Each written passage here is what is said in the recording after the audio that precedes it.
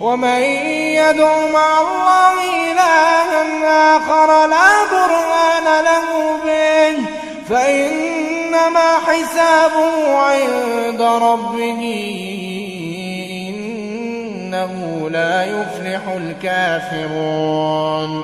وقل رب اغفر وارحم وأنت خير الراحمين.